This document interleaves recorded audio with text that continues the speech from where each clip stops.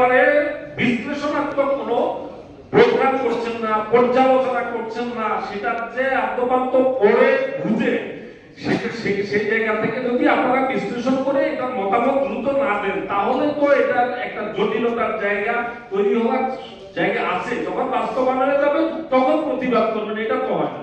বরং এটা নিয়ে আপনারা বিশ্লেষণ করেন, পুঙ্খানুপুঙ্খ বিশ্লেষণ করে আপনারা কোন কোন জায়গাটাতে একমত, যেমনটি রাজনৈতিক সংস্কারের ব্যাপারে যারা তারা জানতে চেয়েছেন যে কোনটাতে আপনারা একমত, কোনটাতে আধা একমত, কোনটাতে একেবারে আপনাদের নেগেটিভ, এটা জানান। আমরা কি কেউ আমরা কোন সংগঠনের পক্ষ থেকে এরকম কোনো উদ্যোগ নিয়েছি যে আমরা এই পুরো সংস্কার কমিশনের এই রিপোর্টটা নিয়ে আমরা ফ্যাক্টরিয়াল আলোচনা করব এবং সেখানে যতগুলো সুপারিশ করা হয়েছে, প্রায় শতাধিক সুপারিশ, সেই সুপারিশগুলো একটা একটা করে পর্যালোচনা করব।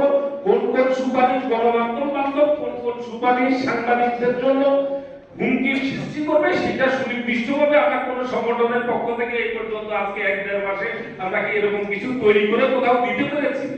দিতে পারি নাই, কারণ আমাদের আরো অনেক কাজ আছে যেগুলো নিয়ে আমরা ব্যস্ত। অথচ এই ধরনের একটি কমিশন, যখন কমিশনের সুপারিশগুলো যদি বাস্তবায়িত হয়ে যায় একবার, তাহলে আপনি চাইলেই 2-4 জন 20 জন নিয়ে আন্দোলন সংগ্রাম করে এগুলা সব ছুঁড়ে ফেলে দিতে পারবেন না। কারণ এই কমিশনগুলো বাস্তবায়ন করার জন্যই এই কমিশনগুলো গঠন করা হয়েছে।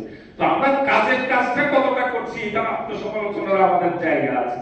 এই আত্মসমালোচনার জায়গায় আমি জোর দিতে চাই এবং আমি বিশ্বাস করি সংস্কার কমিশনের কোন কোন জায়গাটাতে আমাদের আপত্তি আছে, এটা সুনির্দিষ্টভাবে আমাদেরকে আমাদের জায়গা মতো দিতে হবে, জায়গা মতো দিতে হবে এবং সেটা দ্রুতই দিতে হবে। তা না হলে যে বাস্তবায়নের জায়গাটাতে যে জোর দিচ্ছেন, যারা রিপোর্টটা দিয়েছেন তাদের অনেক পরিশ্রম করেছেন, রাত দিন খেটেছেন।